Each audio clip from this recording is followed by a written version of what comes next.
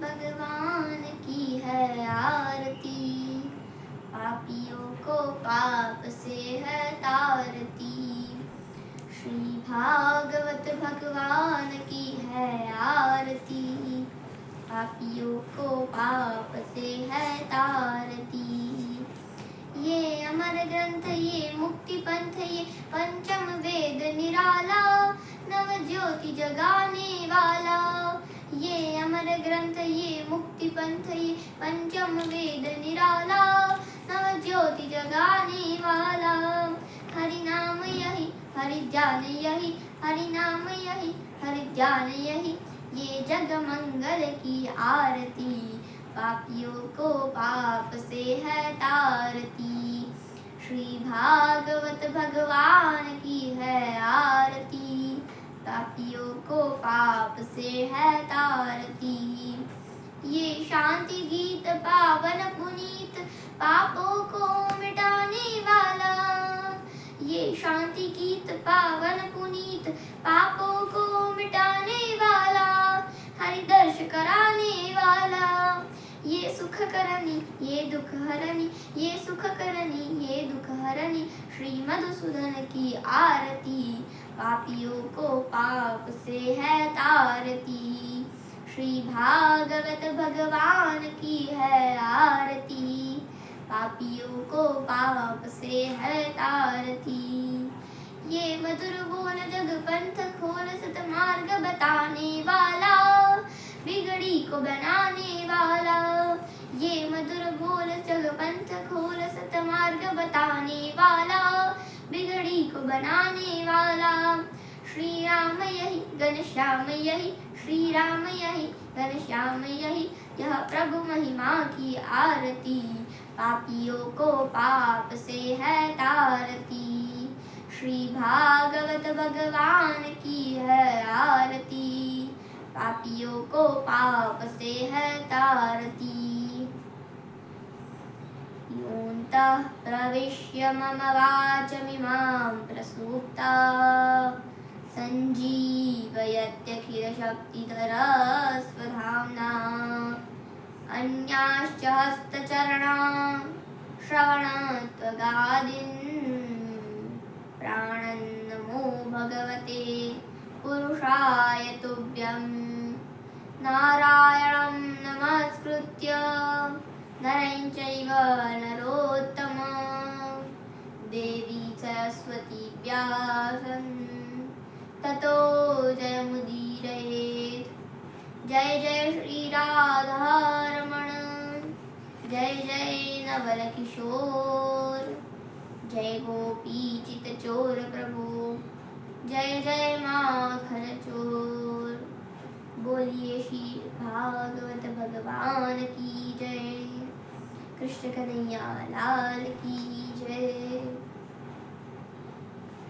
माया कुंडलिनी क्रिया मधुमती, काली कला मालिनी, मातंगी विजया जया भगवती, देवी शिवा शांभवी, शक्ति शंकरवल्लभा त्रिनयना, वाग्वादिनी भैरवी, ओंकारी त्रिपुरा परा परमयी, माता कुमारेश्वरी, माता कुमारेश्वरी। गुरुर्ब्रह्मा गुरुर्विष्णु, गुरुर्देवो महेश्वर, गुरुर्साक्षात् परब्रह्म, तस्मै श्री गुरुवे नमः।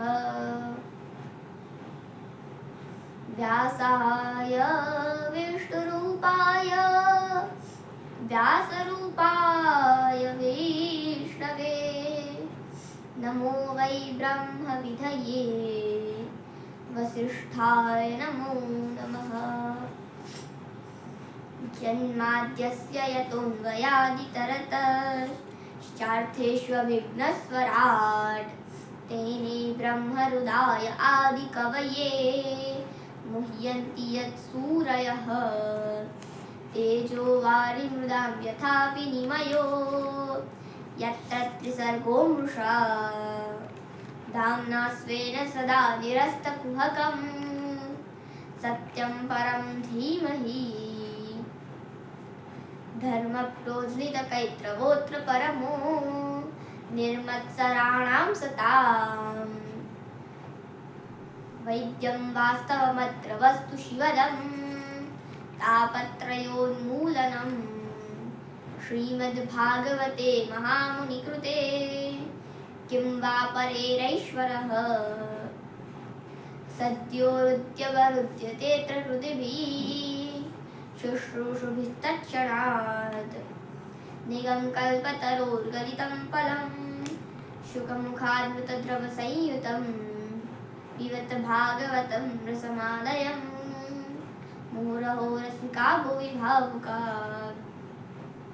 परम मंगलमय प्रभु श्री हरि की पावन में श्रीमद् भागवत महापुराण सप्ताह ज्ञान यज्ञ श्रवण करने वाले समस्त भागवत चरणानुरागी बंधुओं एवं भक्तवती माताओं, श्रीमद् भागवत के महात्मा को हम लोगों ने श्रवण किया कि हमारे जीवन में जो भक्ति ज्ञान वैराग्य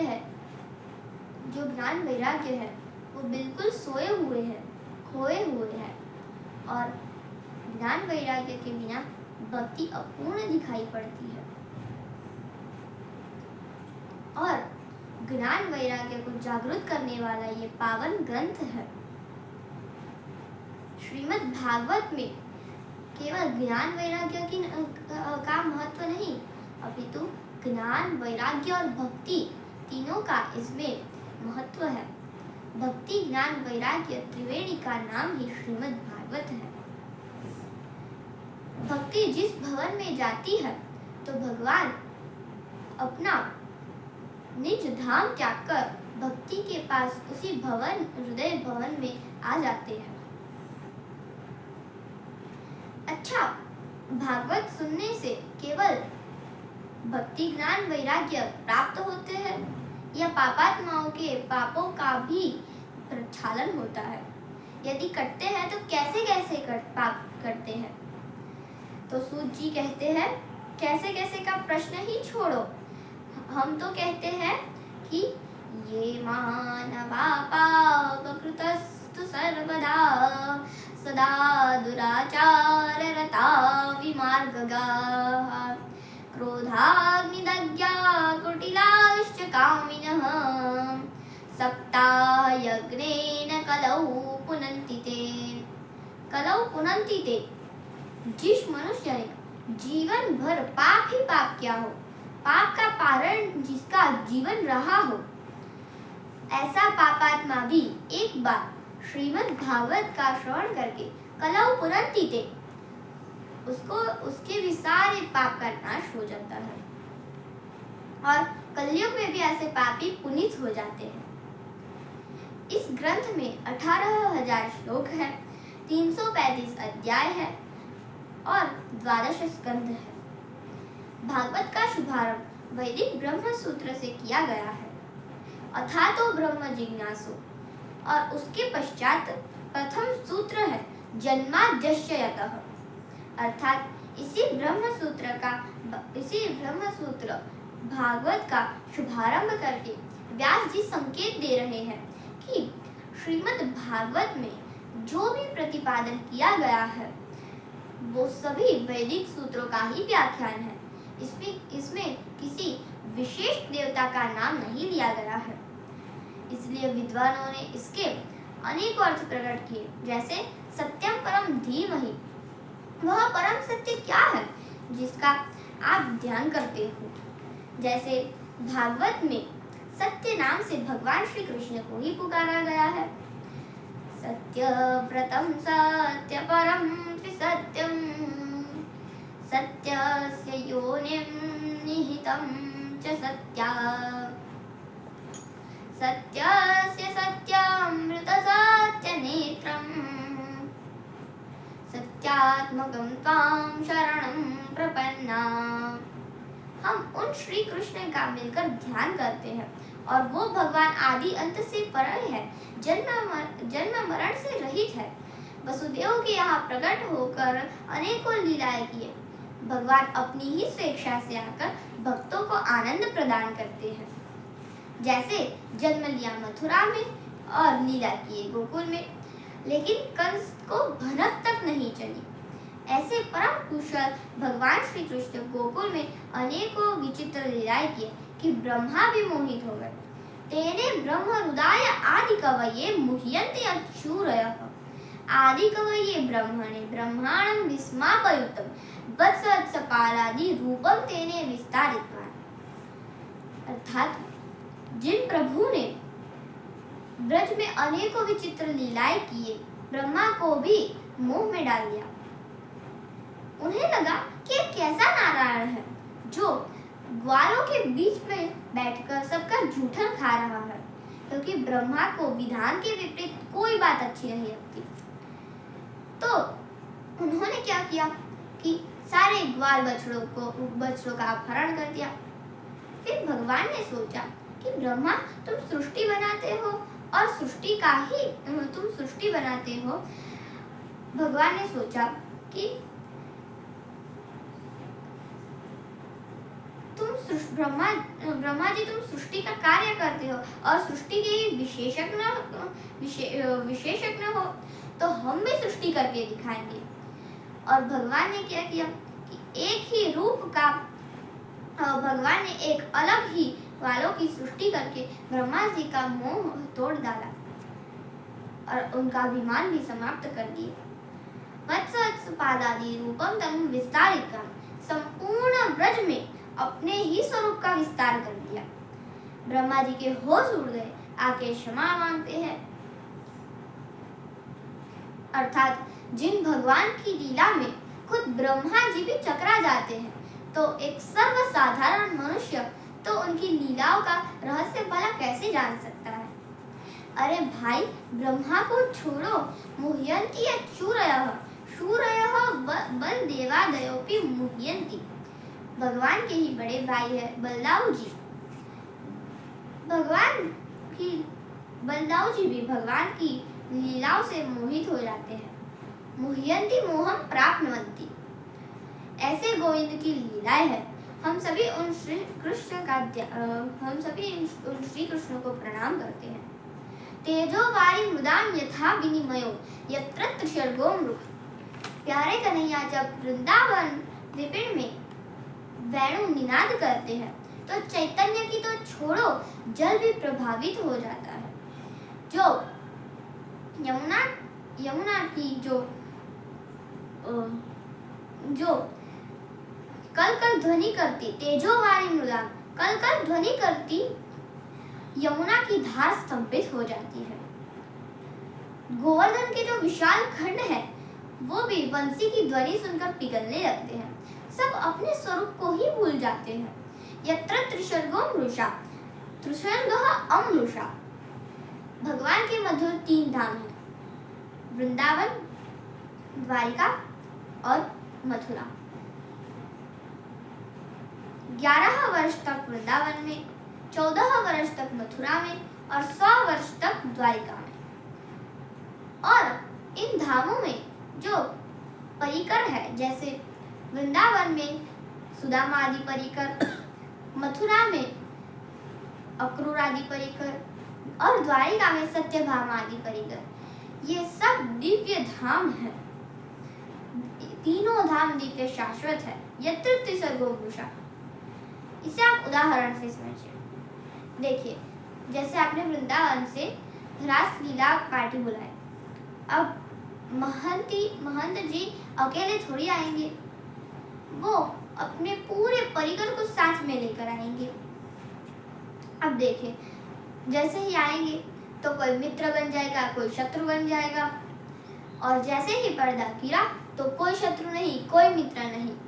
ऐसे ही भगवान भी जब धराधाम पर लीला करने के लिए आते हैं तो अपने पूरे परिकर को साथ में लेकर आते हैं और इसमें अपनी पत्नी रुक्मणी को ही बनाते हैं और अपने शत्रु कंस को ही बनाते हैं।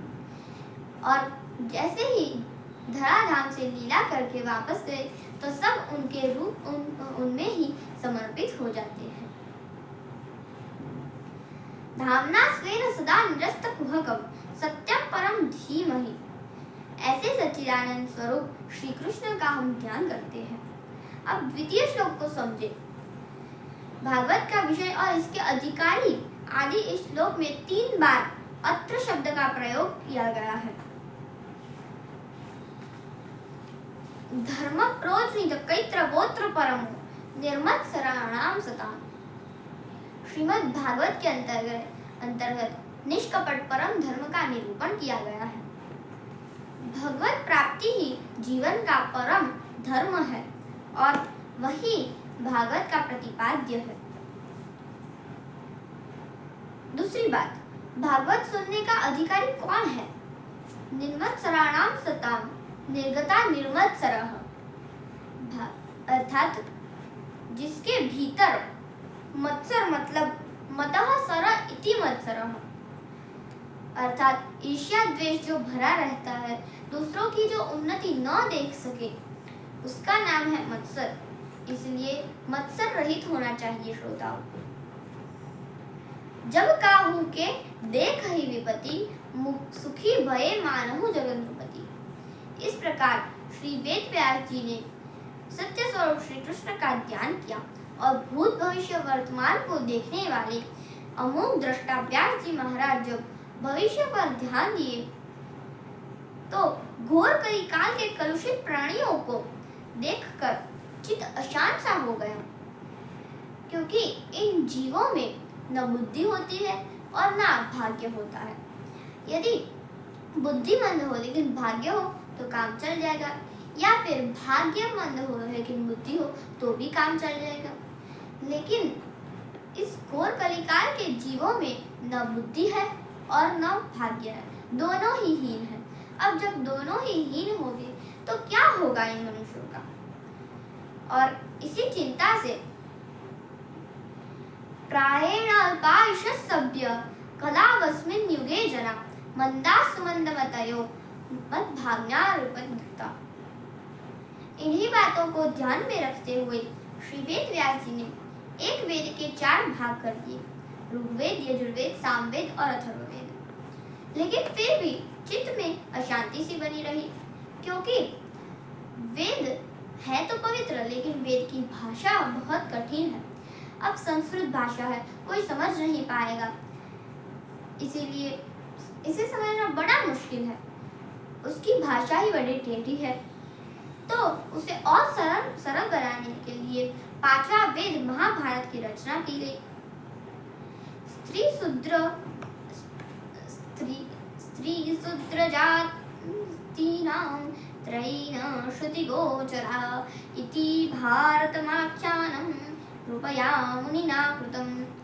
स्त्री, शूद्र और प्रथित ब्राह्मण, ये तीनों ही वेद श्रवण के अधिकारी नहीं है, इसलिए उन सभी के कल्याणार्थ महाभारत की रचना की गई। फिर भी वेद व्यास जी के मन में अशांति सी बनी रही। फिर उन्होंने 17 पुराणों की रचना की, फिर भी मन संतुष्ट नहीं हुआ और सोचने लगे कि तभी संकीर्तन की आवाज सुनाई दी और नारद जी की वीणा की तार। आप भी कुछ समय भगवान का संकीर्तन करें। सीता राम कहो मेरे भाई, सीता राम कहो मेरे भाई। गणपति शारद हनुमत नारद शंभु भवानी माई, शंभु भवानी माई। गणपति शारद हनुमत नारद शंभु भवानी माई, शंभु भवानी माई। तुलसी शूर कबीर सबीरे राम की महिमा गाई। सीता राम कहो मेरे भाई, सीता राम राम कहो मेरे भाई। राम नाम का सुमिरन करके तर गई मीराबाई, तर गई मीराबाई। राम नाम तो ताको रटा कर गणिकाने गति पाई सीता। राम कहो मेरे भाई, सीता राम कहो मेरे भाई। राम नाम से निर्मल हो मन, राम नाम सुखदाई, राम नाम सुखदाई। नाम जपत मंगल दिसि दसहु, मानस की चौपाई सीता। राम कहो मेरे भाई, सीता राम कहो मेरे भाई। गणपति शारद हनुमत नारद, शंभु भवानी माई, शंभु भवानी माई। तुलसी शूर कबीर सभी ने राम की महिमा गाई सीता। राम कहो मेरे भाई, सीता राम कहो मेरे भाई। श्री नारद जी को देखकर वेद व्यास जी ने उनका भली भांति अभिवादन किया, उनका पूजन किया और उनके चरण प्रक्षालन करते हुए उनका पूजन किया।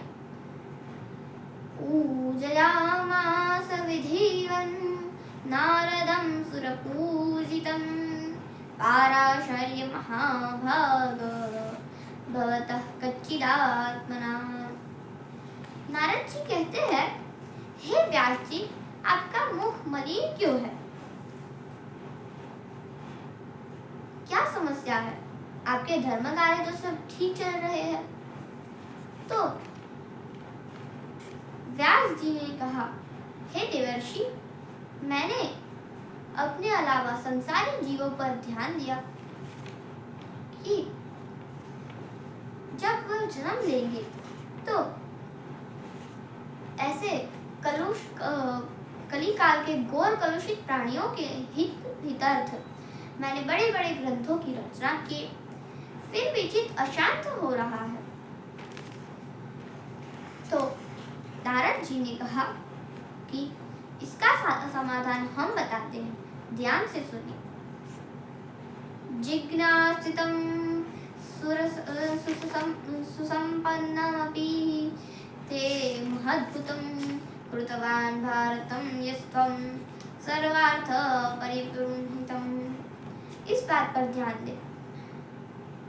भागवत प्रथम स्कंद 5वें अध्याय के पहले श्लोक में केवल नारद उवाच और ठीक आगे 8वें श्लोक में श्री नारद उवाच। पहले श्री नहीं लगाए थे क्योंकि पहले केवल नारद जी बोल रहे थे और अब वेद व्यास जी को और अब नारद जी बोलते हुए दिखाई तो पड़ रहे हैं, परंतु प्रेरणा भगवान की है, अर्थात नारद जी के अंदर से नारद जी की आत्मा से भगवान खुद वेद व्यास जी को उपदेश दे रहे हैं, मार्गदर्शन कराने के लिए, इसीलिए श्री लग गया। अब नारद जी भागवत का उपदेश करते हैं। श्री नारद उवाच भवतानुदित प्रायं यशो भगवतो मलम् येनैवासो न तुष्येत मन्ये तदर्शनम् खिलम्। श्री नारद जी कहते हैं, हे व्यास जी, आपने बहुत कुछ लिखा, लेखनी का भी बहुत ज्यादा चमत्कार भी दिखाया, परंतु आप स्वयं विचार करें कि कौवों के साथ हन थोड़ी घूमेगा।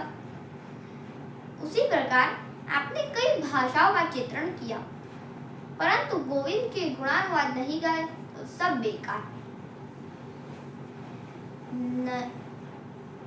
नयद्वचक्षित्रपदं हरेर्यशो जगत्पवित्रं प्रगुणितकर्हिचित् तद्वायसं तीर्थमुशन्ति मानसा न यत्र हंसा निरमन्त्युशिक्षया। नारद जी कहते हैं, बहुत ही अच्छा निष्काम कर्म किया है, परंतु भगवान से विमुख है तो उस निष्कर्म की कोई शोभा नहीं होती। इसलिए व्यास जी, आपने अपनी योग्यता का बहुत ही अद्भुत परिचय दिया है, परंतु गोविंद के गुणानुवाद आपने किसी ग्रंथ में नहीं गाया है। नारद जी कहते हैं, जब तक आप गोविंद के गुणों का विस्तार नहीं करोगे तब तक न आपको शांति मिलेगी और न उस वाणी के द्वारा भक्तों को ही आनंद प्राप्त हो सकता है। व्यास जी, मुझे ही देख लीजिए, एक दासी का पुत्र था, मेरे ऊपर संतों की कृपा हुई, भगवान के गुणों में ही ऐसे मैं झूम उठा कि ऐसा संयोग बना कि दूसरे जन्म में मैं ब्रह्मा का बेटा बना और आज संसार में त्रिलोकी में मेरा सम्मान होता है। व्यास जी, यदि भगवान का भजन करते करते उनका सानिध्य इस जन्म में न मिले तो दूसरे जन्म में बाल्यावस्था से ही वह संस्कार जागृत हो जाते हैं। जो काम पूर्व जन्म में अधूरा रहता है वह इस जन्म में पूरा हो जाता है। मैं भगवान के भजन में इतना मस्त हुआ कि भगवान खुद खुश होकर मुझे अपनी वीणा दिए और कहा कि बेटा, तुम इस वीणा पर मेरे नामों का संकीर्तन किया करो। व्यास जी, प्रभु के नामों का चमत्कार देखो। जगत में पूजित होता रहता हो, चाहे मानवों के पास, चाहे देवताओं के पास, चाहे दैत्यों के पास, जहाँ भी जाओ वहाँ मेरा अव्याहत गति प्राप्त है। और ये मेरी पूजा नहीं होती, मेरे प्रभु के नाम की पूजा होती है, जिसने मुझे जगत पूज्य बना दिया। इसलिए जो है वह प्रभु का दिया हुआ है, ये सर्वथा अनुभव करते हुए चलना चाहिए। अतः व्यास जी, आपसे मेरा निवेदन है कि आप प्रभु के गुणानुवाद गाओ, फिर देखो कितना आनंद आता है। ऐसा कहकर नारद जी अंतर्ध्यान हो गए। व्यास जी तुरंत अपनी कमी पहचान लिए, अनुभव कर लिए और उसी समय सरस्वती नदी में स्नान किए और अपने सम्यापराश आश्रम में आकर ध्यान लगाकर बैठ गए और जो हृदय में भागवत की भगीरथी प्रकट होने लगी, गदगद कंठ हो गया। गोविंद के गुणानुवाद गाने लगे व्यास जी। अब व्यास जी गाते गए और गणेश जी लिखते गए। ये लोग ज्ञानी अविद्या की गांठ खुल गई है, जो सदा आत्मा में ही रमण करने वाले हैं, वो ही भगवान की अहेतु रहित भक्ति किया करते हैं, क्योंकि भगवान के गुण ही ऐसे मधुर है कि सबको अपनी ओर खींच लेता है। आत्मा रामश्च मुनयो निर्रान्था अप्युरुक्रमे कुर्वन्त्य हेतु किं भक्तिं इत्थं भूत गणो हरि।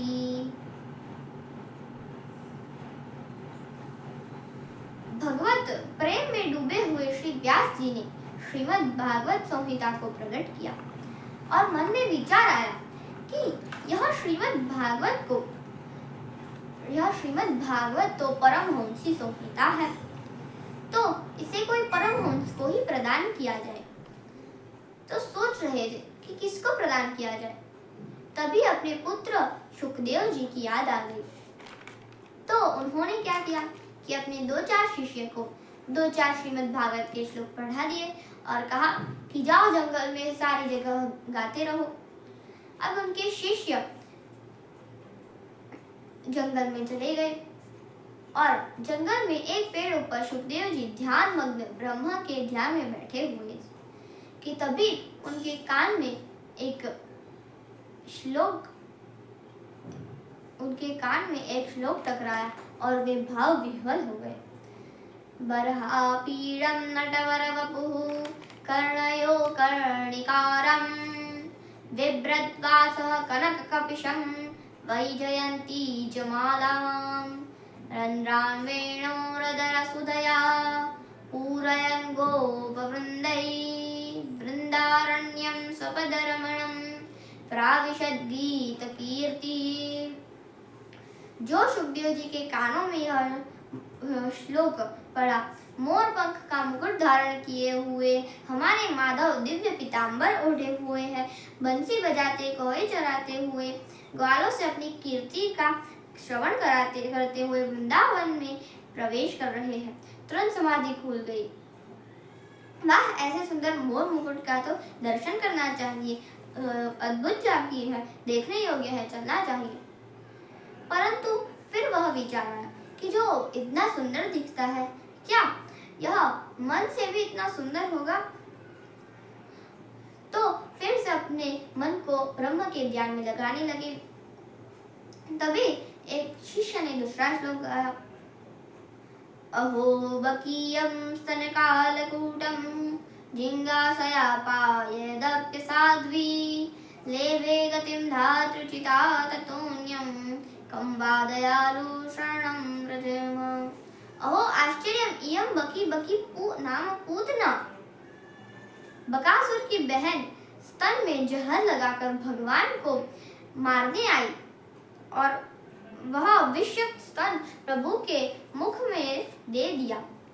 परंतु वाह रे, प्रभु ने उस पापिनी के सारे पापों पर पर्दा डाल दिया और कहते हैं, ये कैसी पापिनी हो, ये कैसे भी पापिनी हो, परंतु काम तो मेरी मैया जैसा कर रही है।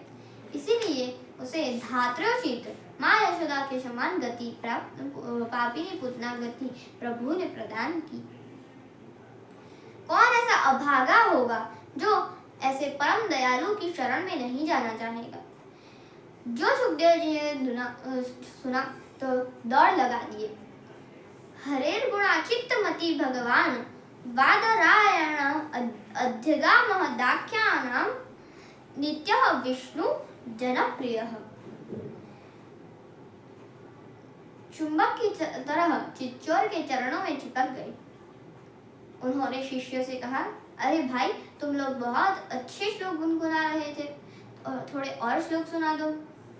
तो शिष्यों ने कहा कि महाराज, यदि आपको, हमें इतने ही आते हैं, यदि आपको इतने से भी ज्यादा आनंद चाहिए तो आप हमारे गुरुजी के पास चलिए। तो सुखदेव जी ने कहा, कहाँ है तुम्हारे गुरुजी? चलो अभी चलते हैं। छीन लिया मेरा भोला सामन राधा रमण प्यारे राधा रमण। छीन लिया मेरा भोला सामन राधा रमण प्यारे राधा रमण। गोकुल का प्यारा और ब्रज का बसैया, सखियों का मोहन और माँ का कन्हैया। भक्तों का जीवन निर्धन का धन राधा रमण प्यारे राधा रमण। छीन लिया मेरा भोला सामन राधा रमण प्यारे राधा रमण। यमुना के जल में वही श्याम खेले, उछले और करते ही लोले। बिछड़न कभी और कभी मिलन राधा रमण प्यारे राधा रमण। श्री कृष्ण गोविंद हरे मुरारी, हे नाथ नारायण वासुदेव। आत्मरामश्च मुनयो निरन्थाप्युरुक्रमे, कुर्वन्त्य हेतु किं भक्ति इत्थं भूतगणो हरि। देखो भाई, भगवान के गुणानुवाद ही ऐसे है जो किसी का भी मन खींच सकता है।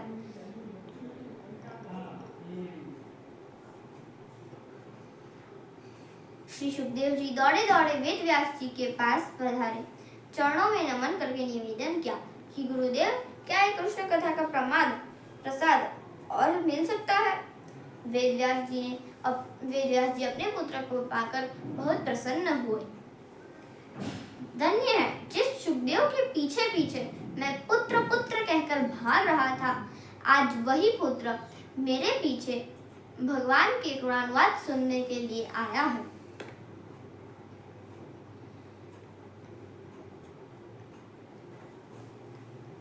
वेदव्यास जी ने तुरंत अपने पुत्र को श्रीमद् भागवत संहिता प्रदान कर दिए और मधुर श्लोकों को भी सुनाए। श्री सुखदेव जी तो दीवाने हो गए। सुखदेव जी अब तक केवल परमहंस थे, अब श्री परमहंस हो गए हैं।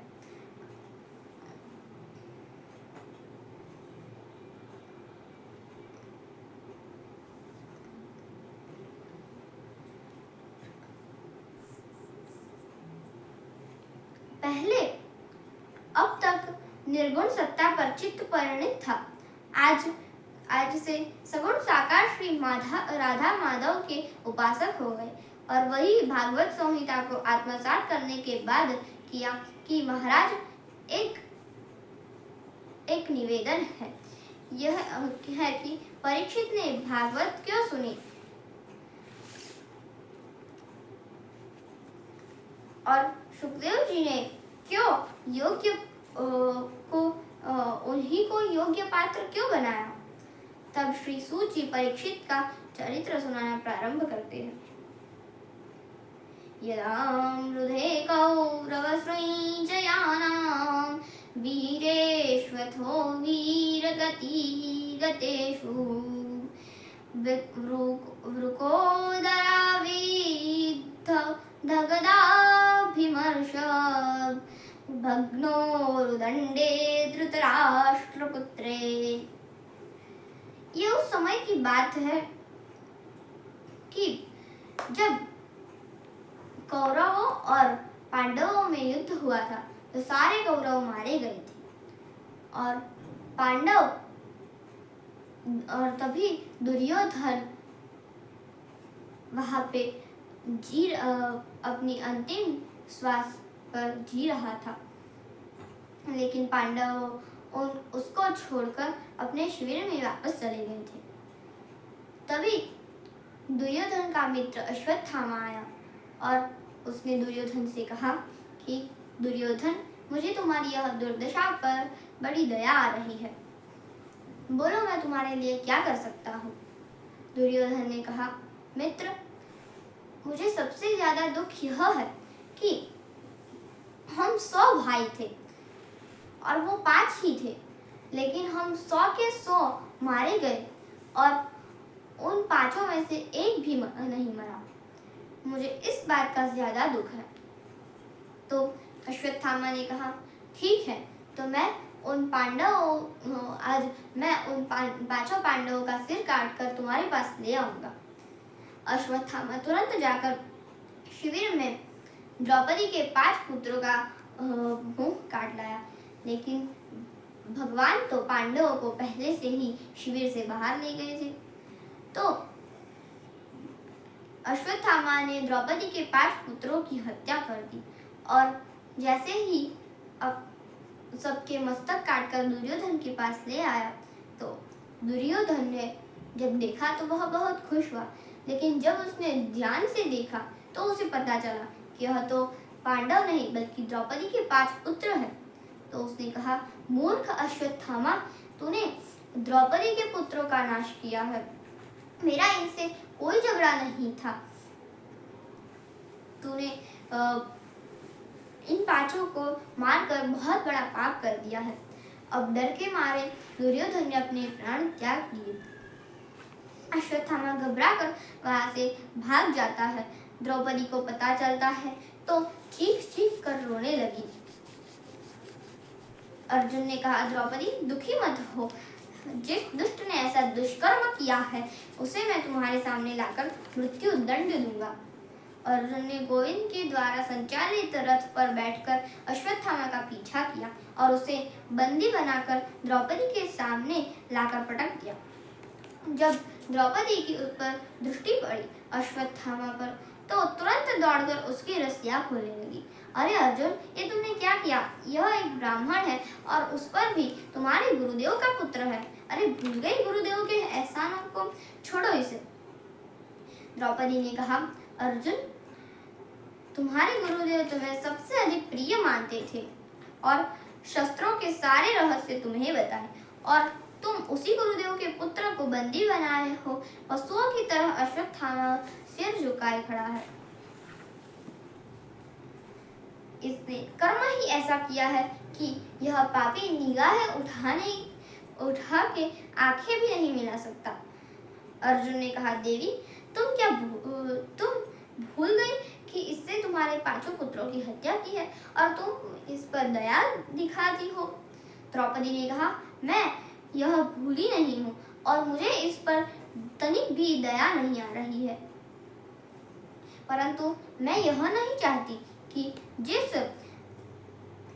जिस शोक सागर में मैं डूब रही हूँ, उस शोक सागर में कोई दूसरी माँ को मैं क्यों डुबाऊं? यदि तुमने इसे मार दिया तो तुम्हारी गुरु माँ मेरी तरह नहीं रोएगी। मेरे पुत्र नहीं है, लेकिन मेरे पास मेरे 5 पति हैं और मुझे उनका सहारा प्राप्त है, परंतु इसकी माँ कुपी, जिनके पति द्रोणाचार्य तो पधार चुके हैं, अब केवल बेटे का ही सहारा है, इसे भी समाप्त कर दोगे तो बताओ गुरु माता पर क्या बीतेगी?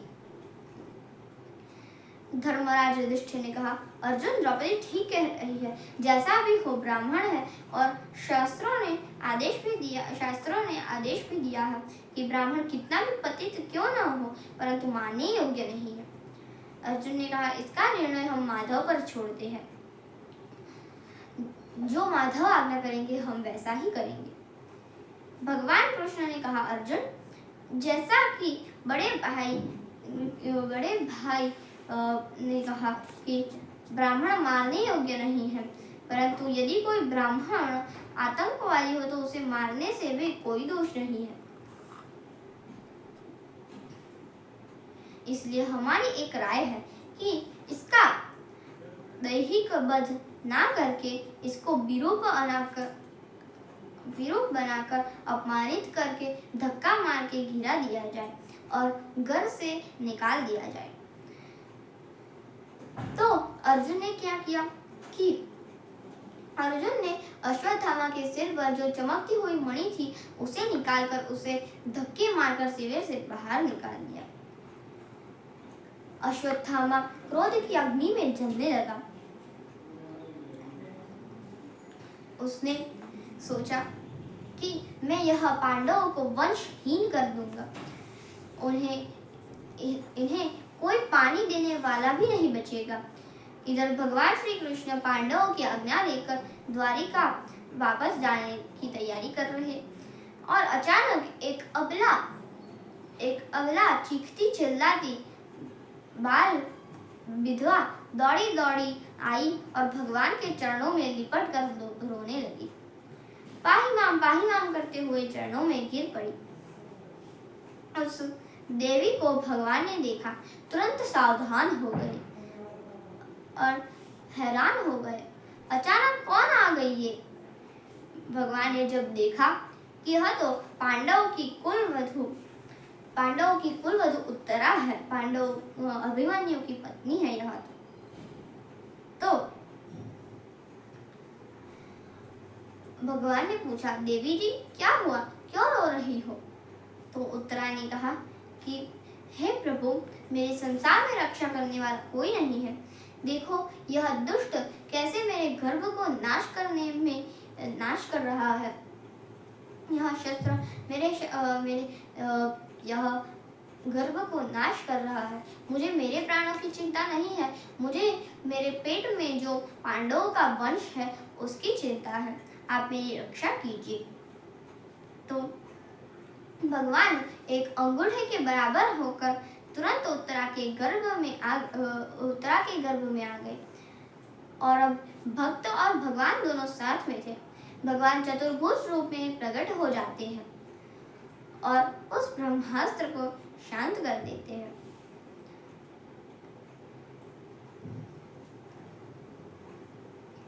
उत्तरा बार बार भगवान के चरणों में प्रणाम करने लगी। अश्रुधारा से नेत्र सजल हो गए। किन शब्दों से भगवान को धन्यवाद दिया जाए? वाणी मूक हो गई। एक शब्द भी उत्तरा से मुख से निकल नहीं रहा। तब कुंती महारानी से रहा नहीं गया कि हमारे वंश की रक्षा करने वाले कृष्ण है। यदि ये बालक समाप्त हो जाता तो आज कुरु वंश उसके साथ ही समाप्त हो जाता। और इतना बड़ा कार्य करके प्रभु जा रहे हैं और कोई धन्यवाद भी नहीं दे रहा। तो कुंती महारानी ने भगवान श्री कृष्ण को 26 श्लोकों में स्तुति की। कुंती कहती है, हे विश्वात्मन, हे ऋषिकेश, मेरा जो मन पांडव और वृष्णिवंशियों में लगा रहता है यह नष्ट होकर केवल आपके ही चरणों में लगा रहे। मेरा स्नेह आपके अलावा कोई और जगह न हो। भगवान प्रसन्न होकर कुछ दिनों के लिए पुनः हस्तिनापुर में रुककर पांडवों को आनंद प्रदान किए।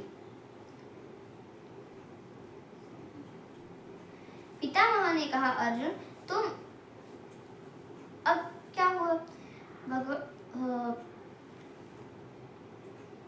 एक दिन भगवान श्री कृष्ण समस्त पांडवों के सहित भीष्म पितामह से मिलने आए। पितामह बाणों के शैया पर पड़े हैं। जैसे ही पांडवों ने आकर प्रणाम किया तो नेत्र खोलकर देखा तो सामने अर्जुन दिखाई पड़ा। पितामह ने कहा, अरे अर्जुन, तुम्हारा सारथी नहीं आया? भगवान तुरंत सामने आए। कहा, बोले दादाजी मुझे याद किया? पितामह ने कहा, अच्छा तो आप आए हो तो फिर छुपकर क्यों खड़े हो? तनिक सामने तो आओ। भगवान तुरंत सामने आ गए।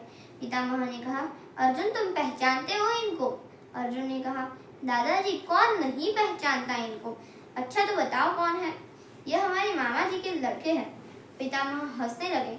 वाह अर्जुन, कभी तो तुम मामा के लड़के बनाते हो, कभी तुम अपना सचिव बनाकर परामर्श लेते हो, कभी दूत बनाकर संदेशवाहक बनाते हो, कभी गुरुजी बनाकर कभी गीता ज्ञान लेते हो और कभी सारथी बनाकर घोड़ों की लगाम थमा देते हो।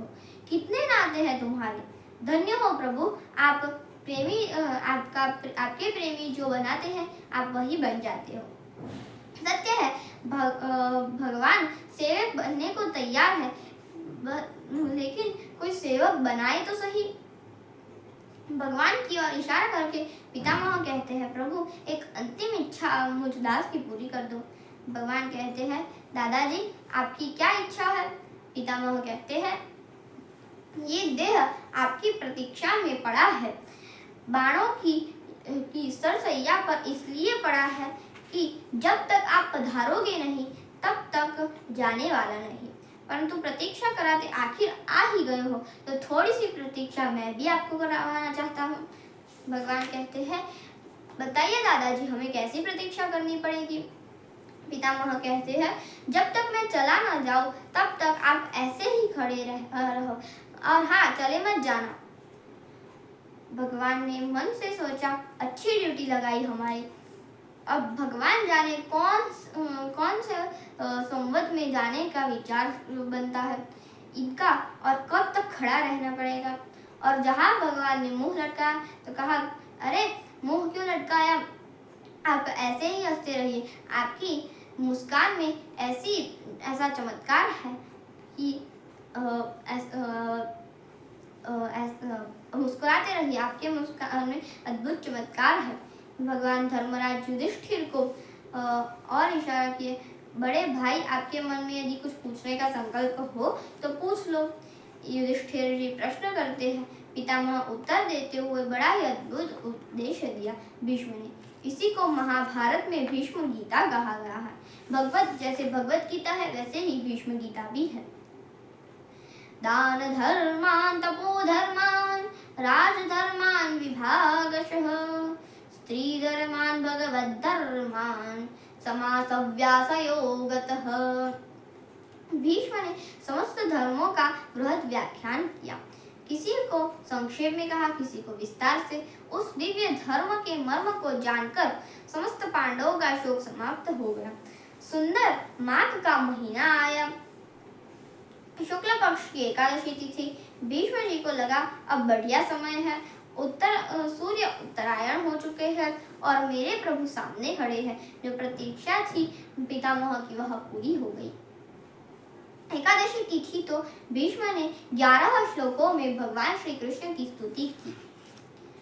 इतिमतिरूपकल्पिता वितृष्णा भगवती सा तत्पुंगवे विभूम्नि स्वसुखमुपगते क्वचिद्विहर्तुं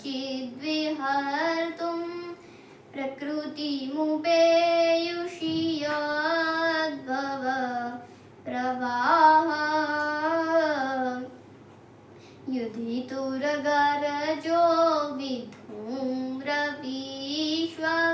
कचलोलितश्रमवार्यलं कृतास्ये मम निशितशरैर्विभिद्यमान कचिविलसत्कवचेस्तु कृष्ण आत्मा। भीष्म ने भगवान के दिव्य लीलाओं का ध्यान करते हुए अपने शरीर का त्याग कर दिया। भीष्म के महाप्रयाण के समय सारी प्रकृति शांत हो गई। इसके बाद तत्र दुन्दुभयो नदुर्देवमानववन्दिताः। आकाश में अचानक दुन्दुभियां बजने लगी, पुष्पों की वर्षा होने लगी। सारा संसार भीष्म की प्रशंसा किया। भगवान श्री द्वारकाधीश कृष्ण ने पांडवों के शोक का निवारण करके पुनः अनुमति लेकर द्वारिकापुरी को चले गए।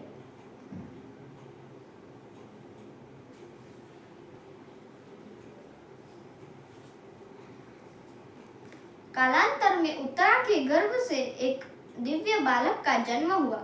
ब्राह्मणों ने उस बालक का नाम विष्णुरात रखा, क्योंकि भगवान की अनुग्रह से उसकी रक्षा हुई थी, इसलिए उनका नाम विष्णुरात रखा गया।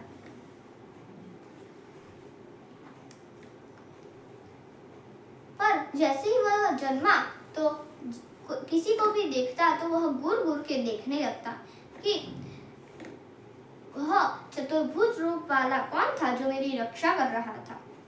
इसीलिए ब्राह्मणों ने उनका नाम परीक्षित रखा।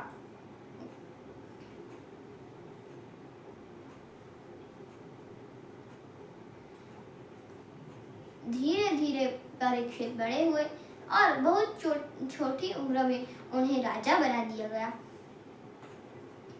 अब क्या हुआ कि धीरे धीरे उनके पिता की तरह वह पांडवों की तरह, युधिष्ठिर की तरह यह सारी सत्ता को संभालने लगे और प्रजा का पालन करने लगे।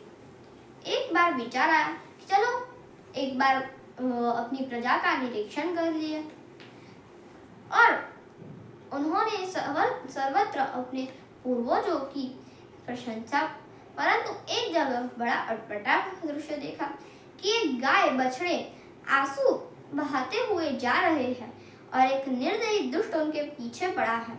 उस बछड़े के 3 पैर टूटे हुए थे और वह दुष्ट व्यक्ति दोनों को पीट रहा था।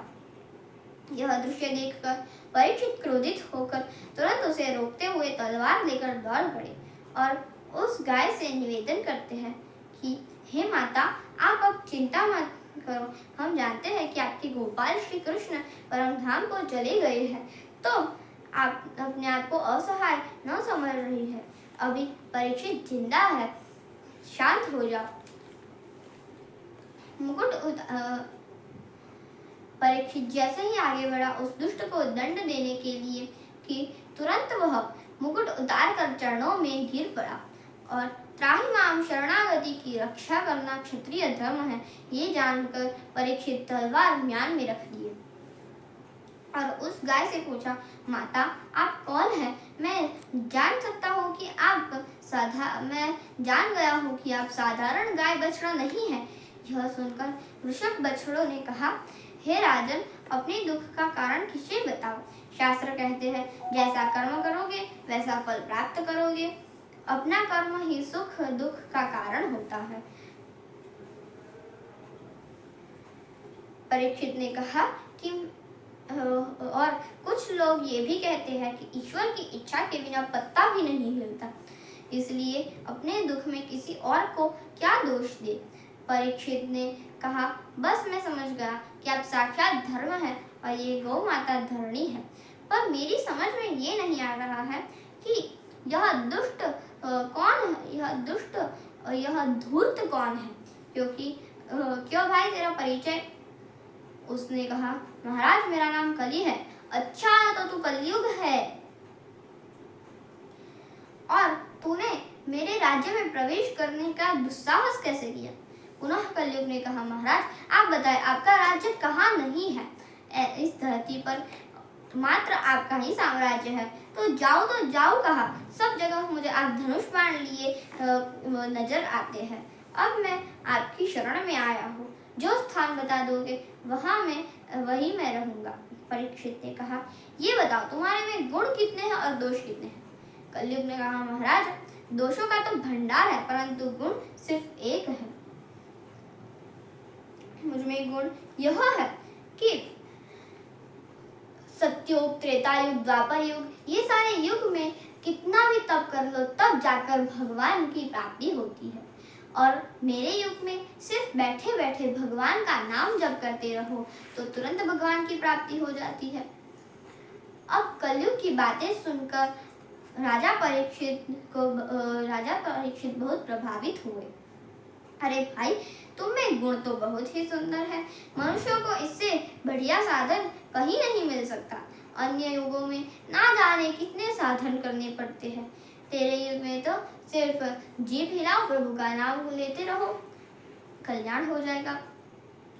परीक्षित ने उस कलयुग को रहने के लिए स्थान देते हैं जहाँ जुआ खेली जाए, जहाँ मदिरा पान किया जाए, जहाँ लंपट पुरुष रहते हो, जहाँ जीवों की हिंसा होती हो। ये 4 स्थान कलयुग के हैं, लेकिन कलयुग ने कुछ स्थानों की और याचना की, तो परीक्षित ने एक और प्रदान किया। 5वां स्थान स्वर्ण में कलयुग को मिला। इस प्रकार से झूठ, मद, काम और वैर, अहंकार कलयुग को 5 स्थान परीक्षित जी ने दिया। एक दिन महाराज परीक्षित स्वर्ण मुकुट धारण करके शिकार करने को गए। दिग्भ्रमित होकर भूख प्यास से ऋषि उद्यान में बैठे होने के कारण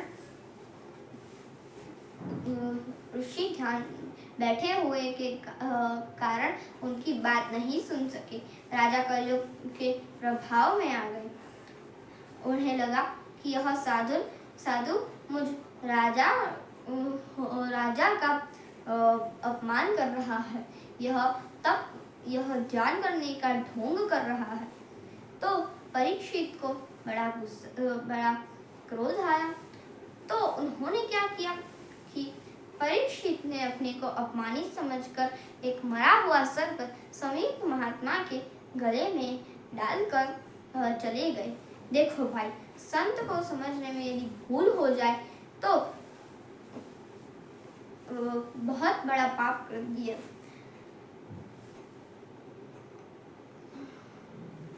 अब क्या हुआ कि एक समीक ऋषि का शिष्य जल्दी से जाकर समीक ऋषि के पुत्र श्रृंगी ऋषि को जाकर कहता है कि आप जल्दी से आइए, आपके पिता के गले में किसी ने मरा हुआ सर्प डाल दिया है। परीक्षित ने मरा हुआ सर्प डाल दिया है। तो श्रृंगी ऋषि ने जल्दी से आकर परीक्षित जब देखा तो परीक्षित को श्राप दिया कि जा परीक्षित, तो 7 दिनों में तेरी मृत्यु हो जाएगी। अब क्या हुआ कि श्रृंगी ऋषि ने अपने पिता गले में से वह सर्प निकाला और रोने लगे। जब समीक ऋषि ध्यान में से उठे तो उन्होंने कहा, पुत्र तुम क्यों रो रहे हो। जब समीक ऋषि को सारी बात पता चले तो उन्होंने श्रृंगी ऋषि से कहा कि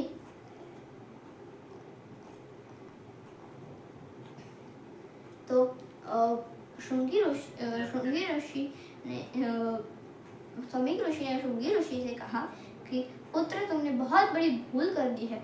वही तो एक हमारे राजा थे जो हमारी रक्षा करते थे। आज तुमने क्रोध के आवेश में आकर अब हमारे सबसे अच्छे राजा को ही सबसे अच्छे राजा को ही खो दिया है।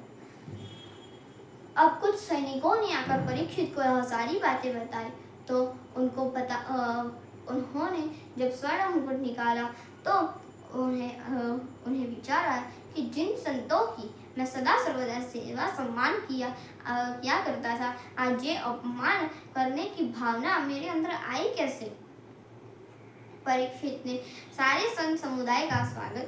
अब क्या हुआ कि यह नीच कर्म तो मैं सोच कर भी नहीं करता था। बारंबार पश्चाताप में परीक्षित डूबे रहे। ऋषि मुनियों को जब पता चला कि परीक्षित आकर गंगा के तट पर बैठ गए, ऋषि मुनियों को पता चला तो जितने सिद्ध कोटि के महात्मा थे सब के सब दौड़े चले आए। परीक्षित ने सारे संत समुदाय का स्वागत किया और कहने लगे, महात्माओं, मुझे समझ नहीं आ रहा है कि मैंने जिस ब्राह्मणों का अपराध किया है, मैं आप लोगों का अपराधी हो। धन्य है जो आप मेरा अनुग्रह करने के लिए आप पधारे। हम आपको बारंबार प्रणाम करते हैं। मैं आप लोगों से एक ही प्रश्न करना चाहता हूँ कि मरने वालों को क्या करना चाहिए। चर्चा हो ही रही थी कि अचानक श्री सुखदेव जी प्रकट हो जाते हैं। सभी उठकर खड़े हो गए। बाल रूप सुखदेव जी आए नंग धड़ंग, ताल बजावत बार बहु लई रजदारत अंग।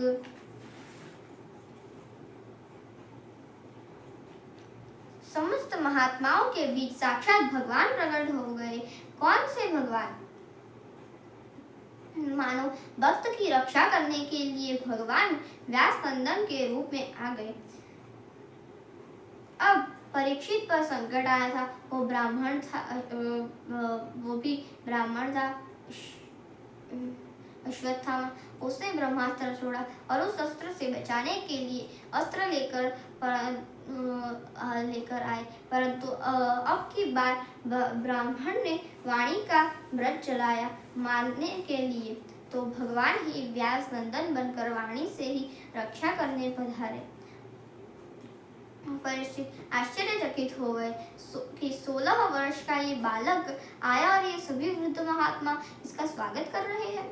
उस पर भी उठकर खड़े होकर, इसका मतलब ये कोई साधारण बालक नहीं है। परीक्षित जी तुरंत साष्टांग दंडवत किए। श्री परीक्षित जी ने श्री सुखदेव जी का विधिवत पूजन किया और कहा, भगवान, आज मैं धन्य हो गया। आप जैसे परमहंस का यदि कोई स्मरण कर ले तो पाप नष्ट हो जाता है और कहीं दर्शन हो जाए तब तो जीवन संवर जाता है। हरि की कथा सुनाने वाले, हरि की कथा सुनाने वाले, तुमको लाखों प्रणाम, तुमको लाखों प्रणाम। हम भूल गए थे वन में, बल खो बैठे थे मन में। हम भूल गए थे वन में खो बैठे थे मन में।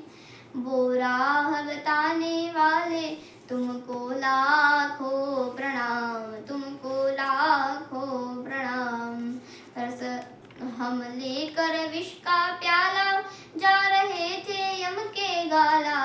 हम लेकर विष का प्याला जा रहे थे यम के गाला। रसपान कराने वाले, तुमको लाखों प्रणाम, तुमको लाखों प्रणाम। हरि की कथा सुनाने वाले, हरि की कथा सुनाने वाले, तुमको लाखों प्रणाम, तुमको लाखों प्रणाम। श्री परीक्षित जी ने श्री सुखदेव जी से बड़ा सुंदर प्रश्न किया कि जो मरने वाला हो उसको क्या करना चाहिए। उन्होंने यह नहीं पूछा कि मुझे इस समय क्या करना चाहिए, बल्कि यह पूछा कि मरने वाले जीव को क्या करना चाहिए।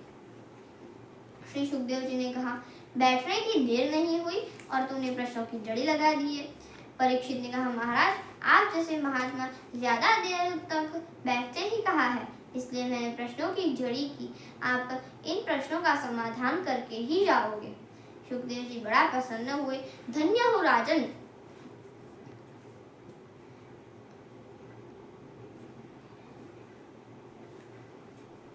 श्री सुखदेव जी के अंदर ब्रह्मानंद भरा हुआ है। सुखदेव जी के मुख से जो प्रथम शब्द निकल रहे हैं वो ब्रह्म का बीज निकला। सुखदेव जी कहते हैं, हे राजन, तुमने ये प्रश्न केवल अपने लिए नहीं किया है। यदि परीक्षित ये पूछते कि महाराज, मैं 7वें दिन मरने वाला हूँ, कुछ बचने का उपाय बताइए, तो ये व्यक्तिगत प्रश्न हो जाता है। परंतु परीक्षित ने व्यक्तिगत नहीं, सबके लिए यह प्रश्न पूछा।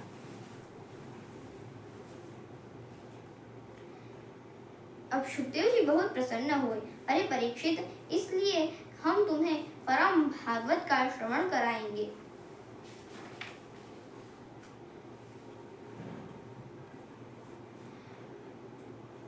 प्रश्न है, इस मृत्यु लोक से जाना सभी को है, परंतु जाने की तैयारी कोई नहीं करता है। अरे भाई, अपने ही देश अचानक कहीं जाना पड़ता है तो एक दिन पहले से तैयारी करनी पड़ती है, परंतु एक देश आता है ऐसा है जहाँ जाना सभी को पड़ता है पर जाने की कोई तैयारी नहीं है।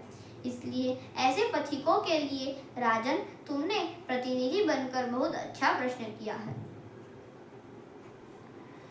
मृत्यु से जो मुक्त होना चाहते हैं वो मृत्यु के मालिक से अपना संबंध बना ले। मृत्यु से वो डरते हैं जिनका उस मालिक से कोई संबंध नहीं। अरे भाई, बड़े बड़े अधिकारियों से यदि मित्रता हो जाए तो छोटे छोटे अधिकारियों से डर थोड़ी लगेगा।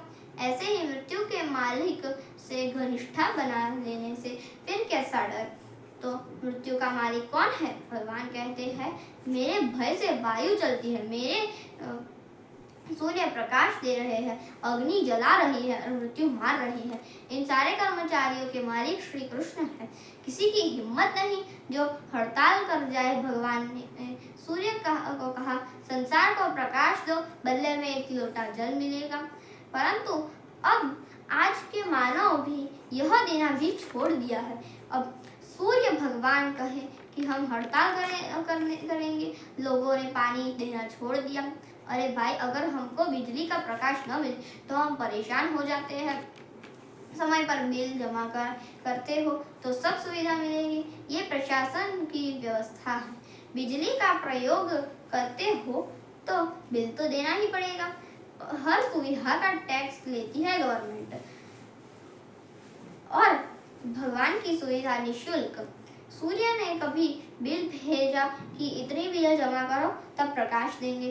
चंद्रमा ने शीतल किरणों की कभी बिल भेजा क्या? मेघमंडल पानी बरसा कर चले जाते हैं। 2-4 वर्ष तक पानी न बरसे तो हाहाकार मच जाएगा, पर बेचारे वर्षा करके चले जाते हैं। कभी बिल भेजे है क्या? इसलिए भगवान कहते, भाई, ये देवता मेरे कर्मचारी हैं और ये तुम्हारी सेवा कर रहे हैं तो तुम्हें भी इनकी सेवा करनी चाहिए। ठीक है, किसी ने हमको पानी पिलाया, हमसे पैसे न मांगे तो कम से कम उसे धन्यवाद तो देना चाहिए। ये शिष्टाचार है, उस नाते कुछ तो अपनी कृतज्ञता प्रकट करो। भगवान ने नियम बनाया, जो देवता तुम्हें इतनी सारी सुविधाएं दे रहे हैं उसके बदले एक यज्ञ तो करा सकते हो ताकि उन देवताओं को भोजन मिल सके। संकल्प के माध्यम से भोजन खिलाया जाता है देवताओं को। भोजन पाकर देवता प्रसन्न होते हैं, और जब प्रसन्न होंगे तो समय पर सारी सुविधाएं देते रहेंगे। यदि आपने उनका बिल्कुल ध्यान ही नहीं दिया तो आपका अपना कोप भी प्रकट करते हैं। पता चला भूकंप आ गया, सुनामी लहरें आ गई, जाने कितनी विनाश लीला हो गई। प्रकृति के प्रकोप, ये सब प्रकृति के प्रकोप है। इसलिए उन देवताओं को प्रसन्न करने के लिए यज्ञाधिक कर्म करना चाहिए और उस मृत्यु के मालिक से अपना संबंध बना लिया जाए। पहला कार्य भगवान के चरित्रों को सुनो, श्रोतव्य। दूसरा साधन कीर्तितव्य और तीसरा साधन है स्मर्तव्य।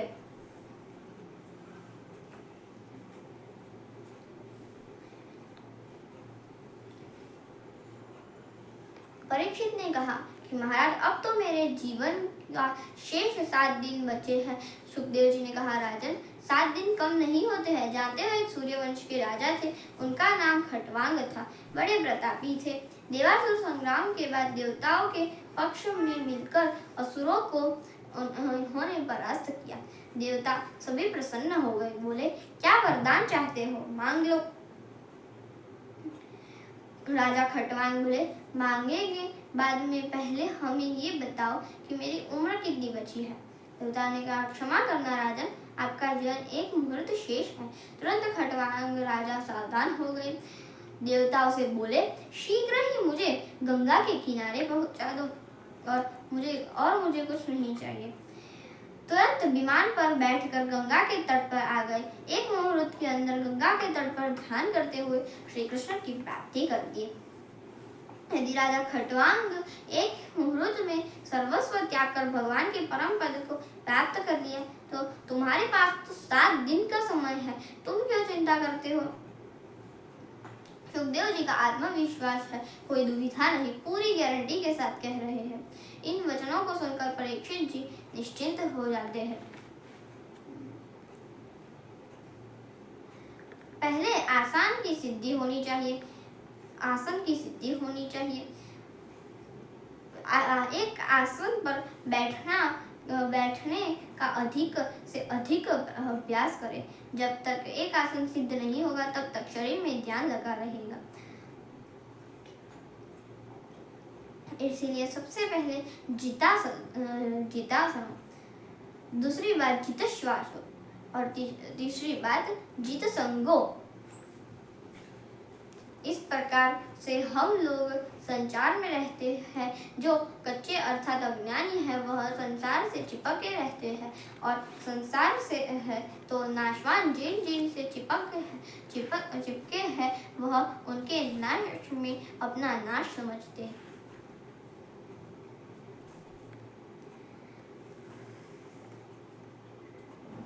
और चौथा भाव है जितेंद्रिय। भगवान नाम का आश्रय लेते हुए संयम के घोड़े हमारे अनुसार चले, हम घोड़ों के अनुसार थोड़ी चलेंगे। सारे जीवन में संतुलन की आवश्यकता है। सुखदेव जी कहते हैं, इसी मुस्कान का नाम माया है। भगवान मुस्कुराए और व्यक्ति मोहित ना हो, यह कैसे संभव हो। जहाँ जहाँ मन पसंद हो, उसी में भगवान की मुस्कान का दर्शन करना चाहिए। जैसे दृष्टि वैसे सृष्टि। देखो भाई, संसार नहीं बदल सकता, जो जैसा है वैसा ही रहेगा। आप अपनी दृष्टि बदल दो तो सारा संसार बदल जाएगा।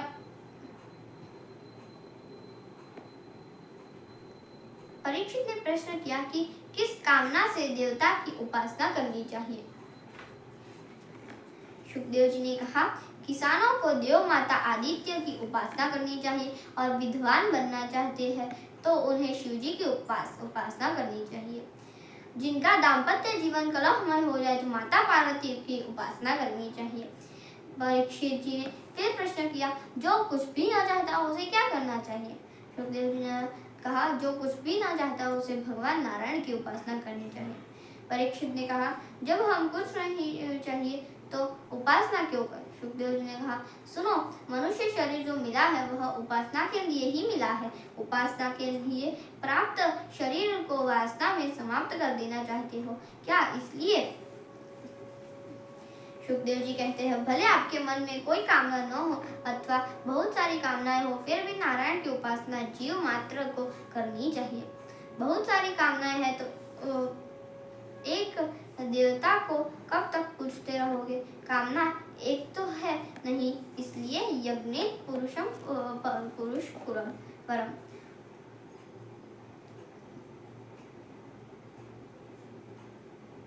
जो मनुष्य भगवान श्री कृष्ण की कथा कभी नहीं सुनता है उनके काल बिल के समान है। जो जिह्वा भगवान की लीलाओं का गायन नहीं करती है वह मेंढक की जीभ के समान टर टर करने वाली है, उसका तो न रहना ही अच्छा है।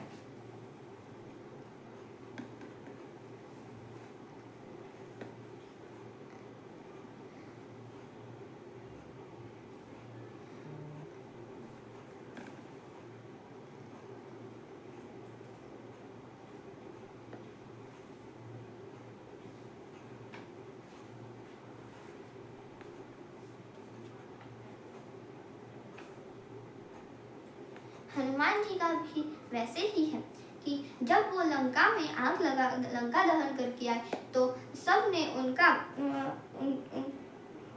उनकी कीर्ति का गायन किया। तो हनुमान जी राम जी ने भी उनकी कीर्ति का गायन किया। तो हनुमान जी ने कहा कि हे प्रभु, आप इस प्रकार मुझे अहंकार का अनुभव मत कराइए। मैंने जो भी किया था वह आपकी आज्ञा से ही किया था। तो राम जी ने कहा, मैंने कहा था लंका जलाने को, मैंने सिर्फ कहा था कि सीता को वह अंगूठी दे आओ। तो हनुमान जी जब पेड़ पर बैठे थे तो हनुमान जी जब पेड़ पर बैठे थे तो कुछ राक्षसियाँ ऐसा बोल रही है। एक राक्षसी को ऐसा स्वप्न आया था कि एक वानर आकर पूरी लंका को जला दिए और ये सब बात वह सीता को कह रही थी। तो हनुमान जी को लगा कि यह मेरे प्रभु का आदेश है, तो उन्होंने यह सारी लंका जला दिए और सब कुछ उनके प्रभु का ही कहने लगे। हनुमान जी ने कहा, जब मैं जा रहा था तो आपकी अंगूठी थी, उसी से मैं गया, और जैसे मैं आ रहा था तो मैंने माता सीता से उनकी चूड़ामणि मांगी तो उन्होंने दे दिया और उसी जहाज में मैं बैठ के आ गया।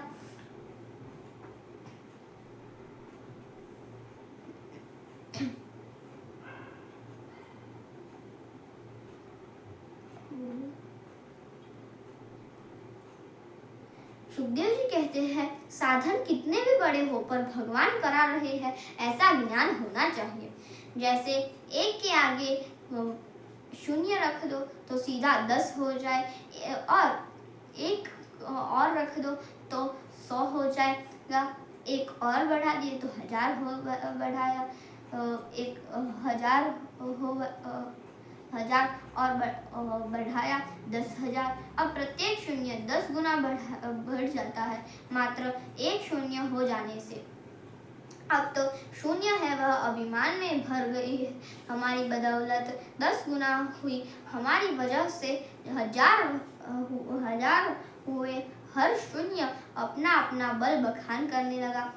मैं इतना बड़ा, और एक अंक बैठा था, उसने कहा तुम ही बड़े बने रहो, हम तो चले, और जो अंक खिसकने लगा तो अब कितना बचा? यदि अंक हट गया तो क्या बचा? कुछ नहीं। शून्य में 10 गुनी शक्ति आती है कब? जब आदि में अंक हो तब, नहीं तो सब बेकार। ऐसे ही राम नाम को अंक है, सब साधन है सुन, अंक गए कछु न हाथ नहीं, अंक रहे 10 गुण।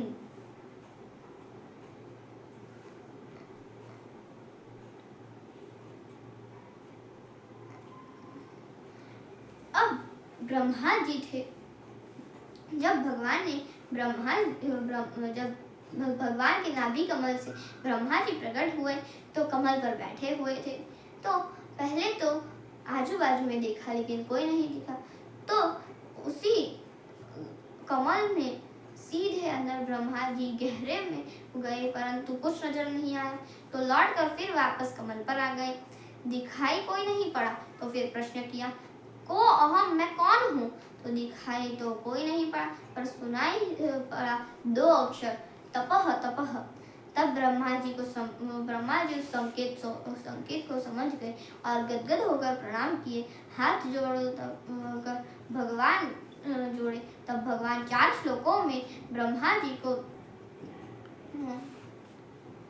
तब ब्रह्मा जी इस संकेत को समझ गए और आंख बंद करके तपस्या करने बैठ गए। बहुत वर्षों तक ब्रह्मा जी ने तपस्या की। तब तपस्या के प्रभाव से उन्हें परमात्मा का साक्षात्कार हुआ।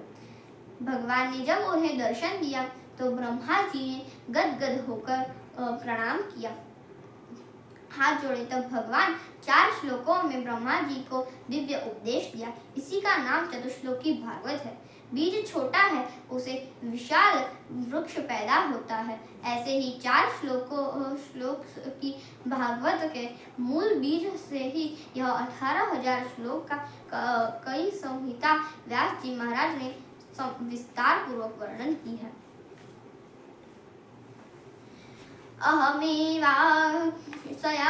समेवाग्रे नान्यद्यत् सदसत्परं पश्चादहं यदेतच्च यो वशिष्येत सोऽस्म्यहम्।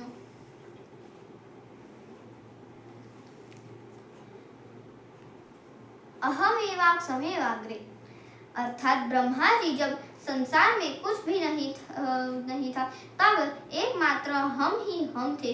सृष्टि के आदि में ही था, अन्य मेरे अतिरिक्त कोई नहीं था। ब्रह्मा जी ने कहा, जब आपके अतिरिक्त कोई नहीं हो तो आपने सृष्टि को कैसे बनाया? आपके अतिरिक्त कोई तो मटीरियल होगा जिससे आप सारे संसार का निर्माण किए। हवा, पानी, आकाश कुछ तो होगा। भगवान कहते हैं, ना अन्यम, ना सत था ना असत था, ना स्थूल था और ना सूक्ष्म था, ना कारण था ना कार्य। सृष्टि के आदि में ही था, आदि में मैं ही था। जो कुछ बने हम ही बने और जो कुछ बनाए हम ही बनाया। हम बनाने वाले भी हैं। इस बात को बहुत ध्यान से सुनो। संसार में जितने कार्य दिख रहे हैं, समस्त कार्यों के 2 कारण होते हैं, एक निमित्त कारण और एक उत्पादन कारण।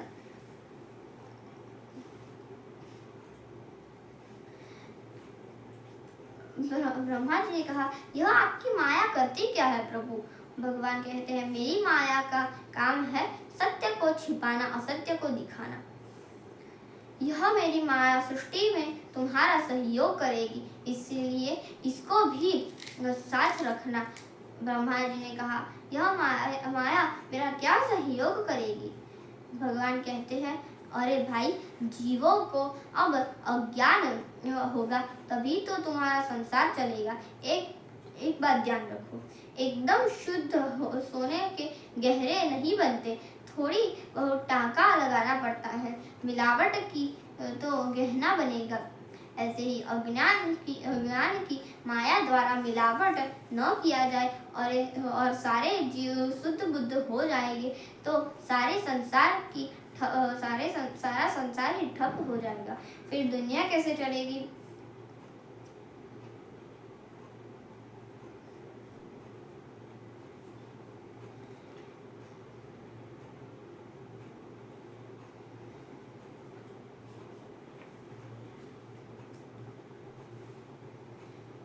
भगवान ने हमको बुद्धि दी है और हम कभी भी भगवान की ही बुद्धि पर प्रश्न चिन्ह लगाने लगते हैं। भगवान ने ऐसा क्यों किया, भगवान ने वैसा क्यों किया? अरे हम लोगों को कोई बुद्धिमान में इतनी शक्ति नहीं है। भगवान की गति मति समझ में आए है। गर्मियों का मौसम था, एक सज्जन बगीचे में घूम रहे थे। बगीचे में घूमते घूमते आम पर दृष्टि पड़ी और वह बगल में तरबूज लगे हुए थे। बड़े तरबूज, श्रीमान जी बड़े तरबूज थे। बोले, देखो भगवान की बुद्धि कैसी विचित्र है। आम का फल इतना सा और वृक्ष देखो कितना बड़ा सा है, और यह तरबूज देखो कितना विशाल फल है, और वृक्ष देखो धरती पर पड़ा है। अरे बड़ा फल है तो बड़ा वृक्ष होना चाहिए, छोटा फल है तो छोटा वृक्ष होना चाहिए।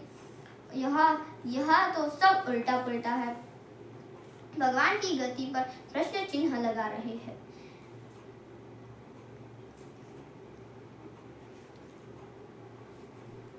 अब घूम फिर के जब थक गए तो आम के वृक्ष के नीचे ठंडी हवा लगी तो थोड़ी देर से लेट गए। आराम करके फिर चलते हैं। और जैसे ही आराम किए हवा थोड़ी तेज चली, आम का एक टपका आम टपका और सीधा नाक पर गिरा तो हड़बड़ा के उठ के खड़े हो गए। महाराज नाक लाल पड़ गई। ऊपर देखकर परमात्मा को धन्यवाद दिया। भगवान बड़ी कृपा कर दी। जो तरबूज को यहाँ नहीं लटकाया, आपने कही आज तरबूज गिराया होता तो राम नाम सत्य आज ही हो जाता। बोलो राधे राधे। इसलिए भगवान ने जो बनाया है, जैसे भी बनाया है, यह सोच समझ कर ही बनाया है।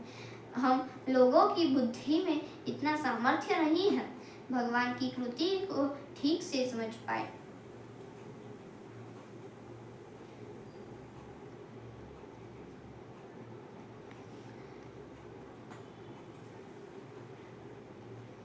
इसलिए माया की मिलावट से ही दुनिया चलती है।